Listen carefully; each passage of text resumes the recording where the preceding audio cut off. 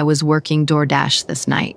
It was my full-time gig, so I usually tried to get at least 8 or 9 hours in every day. In all honesty, I wasn't very good at keeping a schedule for myself. Every day I'd push off starting until later and later into the night, sometimes not even starting until 9 or 10 p.m. This was one of those nights. I was 3 hours in, and it was about 1 a.m. when this order came through. It was a pickup grocery order from a nearby gas station convenience store. I drove up to the empty gas station and went in. It was quiet and nobody was there except for the cashier. When I got back in the car, I checked to make sure it was the right thing. Just one large, cheap bottle of wine. Interesting order, for sure, but also more inconvenient for me as well. I always preferred just driving up and dropping everything off on the porch without interacting with anyone. But with alcohol, I had to check their ID, so I would have to wait for them to answer. Anyway, I started driving. It was just over 15 minutes away in the woods. Most of the town was forested, so this was nothing out of the ordinary.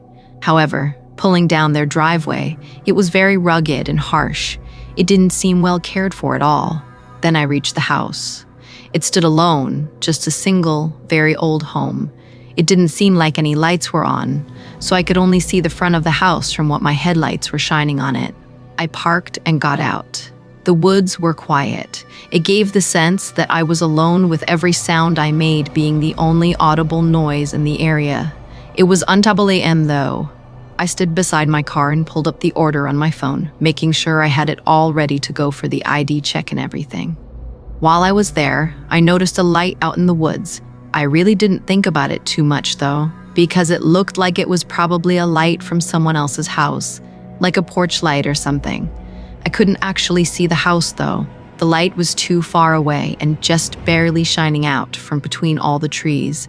After getting the app all set, I walked up to the porch. I didn't see a doorbell, so I knocked on the door. I could hear the knock echo throughout the inside of the house like it would in an empty home. Kind of weird, but again, I just ignored it and waited for someone to answer. Really, the only thing I felt was off up until this point was that no lights were on in the house or on the porch. Still, the only light allowing me to see were my headlights shining onto the front of the house. It being an older home in the woods was fairly common around here, so I know it sounds strange, but to me it wasn't anything off-putting. After a good minute of waiting, I finally heard something from behind the door, and just a moment later, it opened. Immediately when the door opened, I noticed just how dark it was inside. I figured there would be some dim lighting in the back of the place, or that maybe they would turn on the lights as they came up to answer the door. But no, it was basically pitch black in there. I could barely even see the man that was standing in the doorway.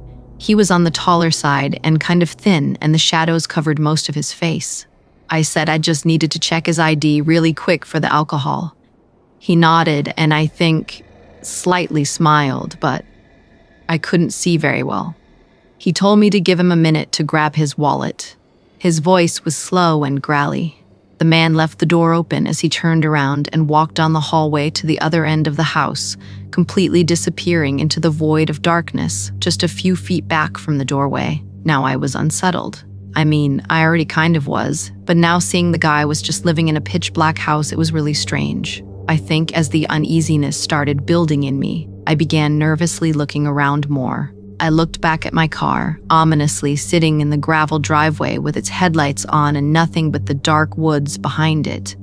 Then my eyes drifted to the forest next to it. I noticed that light again, the one I saw out in the woods, but it was closer. I stared at it, and after a few seconds, I could tell it was moving. Not like it was shining all around, but it was just slightly swaying or shaking, like someone was standing still, holding up a flashlight and pointing it toward me. I felt a chill go through my body. The lights had to be only 50 feet out in the trees. It was still completely quiet outside though. I couldn't hear anyone or anything, but as I stared at it, I suddenly heard something from inside the house. I shifted my eyes back through the doorway, looking through the darkness of the front hall. I could hear these quiet creaks on the floorboards like someone was carefully moving closer to the doorway. I jumped off the porch and ran for my car. As I did, the light in the woods moved. but I didn't look long enough to find out what they were doing. I got in and drove away, still catching my breath. I tried to recollect myself, getting back to the road and parking back at the same gas station. It's strange how in situations like this, the mind tries so hard to immediately think of how it wasn't what it seemed like. I really couldn't put together what exactly that was, but I was too out of it to continue working. So, I went home after that and called it quits for the night. After several days of not being able to stop thinking about it, I finally did a bit of research, not so much to figure out what happened, but more to prove to myself that it was nothing to worry about. However, I very quickly found some disturbing information. That house was abandoned. It had been for over 50 years, and that acreage of wooded land was just vacant, or was supposed to be. There weren't even any houses close to it. I don't know what was going to happen that night, but I really feel like I barely got away with my life. In 2019, I drove down to my older brother's cabin to watch his dog while he was away. He was just going on a 3-day work trip and didn't want to leave his dog, Cooper, with someone they weren't familiar with. I call my brother's place a cabin, but really it was a normal, fairly sized home. I only called it a cabin because it was nestled away in the middle of the woods. The first day I spent hanging out and catching up with my brother before he left around 3 that afternoon. There wasn't all that much to do at his cabin aside from relaxing and maybe listening to music by the fireplace. After eating dinner, I figured it'd be nice to sit outside and watch the sunset by a campfire. So I brought Cooper out with me, and we chilled in the yard by the campfire as the sun slowly fell behind the trees. It was really nice, at least for the first hour. I found out pretty quick, though, that it was not quite as calming once the sun was down. It was actually extremely creepy. Everything around the cabin got completely dark, and the quietness of the woods was just eerie. Not even 10 minutes after the sun was gone, I put out the campfire and went back inside.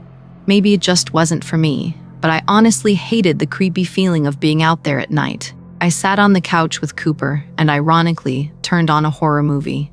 The long drive to the cabin had me pretty tired though, and during the whole film, I was in and out of sleep. However, at one point, I woke up and Cooper wasn't beside me anymore. I sat up and looked around, seeing him sitting by the front door. I called his name, but as I did, I realized how weird it was. Cooper didn't look like he happened to just be chilling there. He was sitting upright, head forward, facing and staring at the front door. "Cooper? You okay, Coupe?" He looked back at me, but only for a second. Then he looked back at the door. I got up and walked over to him, patting him on the side and looking out the peephole of the front door. I didn't see anything. I cracked it open and stuck my head out. It was still too dark to see clearly, but there didn't seem to be anything out there. No sounds of any animals walking around either. I closed the door and went back to Cooper, figuring a deer or something must have passed by a few minutes ago. Now is probably a good time to mention that Coupe was a young German Shepherd mix, so definitely a smart dog. I didn't doubt that he had smelled or heard something, but I thought it had to be a harmless animal wandering near the cabin. I finished the movie and went to bed not long after. In the morning, I took Cooper outside and mostly just had a calm morning, sipping on my coffee and relaxing outside. I tried going for a walk, but I was hesitant to go too far out, worried about getting lost in the forest. So I just stayed by the cabin. As the sun eventually went down, I headed back inside to avoid the darkness and did pretty much the same thing as the previous night. I laid on the couch and turned on a movie. Cooper was laying with me for a while, but ended up wandering the rest of the house to pass the time. Completely out of nowhere, though, I heard his loud, deep barking coming from behind me. I jumped up and yelled his name as I hurried into the kitchen. Cooper was standing with his tail between his legs and hair sticking up on his back, aggressively barking at seemingly nothing at all. I tried to calm him down, but even when I got him to stop barking, I couldn't keep him from continuing this low, deep growl. I had no idea what happened or what spooked him. There was nothing in the kitchen. There was only a window above the counters, but it was too high up for Coupe to even see out of. I told Cooper it was all right, using a soft voice to hopefully settle him down. Then I led him back into the living room to sit on the couch with me. It seemed like I was just able to settle him down for a moment before there was a sudden hollow tapping sound coming right back from the kitchen we were just in. Of course, this made Coupe start barking again, but this time I didn't tell him to stop because honestly, I was pretty freaked out. I got up and went back to the kitchen. Nothing was there. The tapping I heard sounded like the hollow thump of tapping on the outside of a window. So naturally, I went up to the kitchen window and looked out. There really wasn't anything to see. I didn't know what to think at this point. Was it a raccoon or something trying to find a way in? Or was it me just not being used to the sounds of being in a cabin in a forest? What worried me most was that Cooper also seemed on edge. Like if it were just normal sounds, then why was he freaking out so much? It was getting pretty late though, and I thought maybe moving to the bedroom would help us cool off. There was a small TV in there as well, so I continued the movie and watched in bed. Coop sat next to me, ears up and attentive the entire rest of the night. It was about 11 p.m. when I turned off all the lights in the cabin and started getting ready for bed. I let Cooper sleep in the room with me, so I closed the door and filled up his water bowl, then got in the shower to wash off before bed. Even though there were a few strange instances, I was still enjoying my time at the cabin and was looking forward to getting in bed and waking up to enjoy my last day there. But as I was rinsing off, there were a sudden few thumps against the wall, followed by Cooper barking again. I quickly turned off the water and threw on my clothes, rushing out into the room. Cooper wasn't there, and the bedroom door was now open. Coupe was smart, but opening doors seemed like a stretch. I could hear his barks moving further through the cabin. I ran into the hallway and down to the other end, immediately seeing the front door was open. I didn't even have time to think, because I saw Cooper barking and running away from the cabin into the woods. Within seconds, he was gone. I could only hear the faint sounds of his barking, getting further and further away. I grabbed a flashlight from the front closet, then sprinted after him. It felt like as soon as I was in the middle of the forest, surrounded by nothing but trees, I suddenly couldn't hear Coupe barking anymore. Once I realized that, I stood still and kind of froze up. The forest was almost completely silent, just a quiet breeze rustling the branches above me. Cooper, Coupe, Cooper. I called out for Cooper several times, yelling his name and hoping he'd leave whoever the hell he was chasing and just come back to me. I must have been out there for an entire 5 horrifying minutes before I heard leaves rustling ahead of me. A moment later, Coupe came running toward me, his tail tucked in this look of fear all over his face, and I could hear quiet whimpers as he stared back at the darkness he just came from. I made sure he followed as I ran back toward the cabin and got us back inside. I called 911, then my brother, as I waited for help to get there. Afterward, we stayed in the hotel for the night until my brother got back the following day. Unfortunately, there wasn't much follow-up. Someone was definitely stalking the cabin, likely for the multiple days I was there at least, and had somehow broken in, only to be chased out by Coupe once they entered the bedroom. What's happened out there in the dark forest while Cooper was alone? I honestly don't know, but poor Cooper was apparently terrified for weeks after that. Thankfully, he seemed to recover, though. That was definitely the most horrifying and intense experience of my life. And if not for Cooper chasing them away, I don't know if I'd be here right now. Being over 6 years since then, Coupe has gotten older, pushing 10 years old now. I still love getting to see him every time I visit my brother. And even though he's not my dog, I still love him and appreciate what he did for me that night at the cabin and for keeping my brother safe from whoever is still out there. Music. I was heading home from a long afternoon at work. It was nearly midnight. I usually take the train into the city since it's an hour-and-a-half drive there, but I knew I'd be staying late this night, past the train's running hours.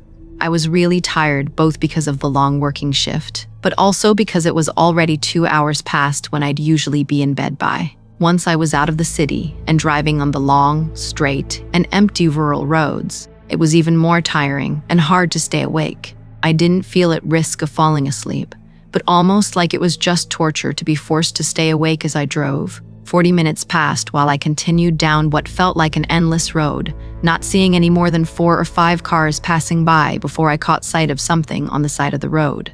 it was a pickup truck pulled off on the grassy shoulder, but no lights on or signs of anyone in or around it.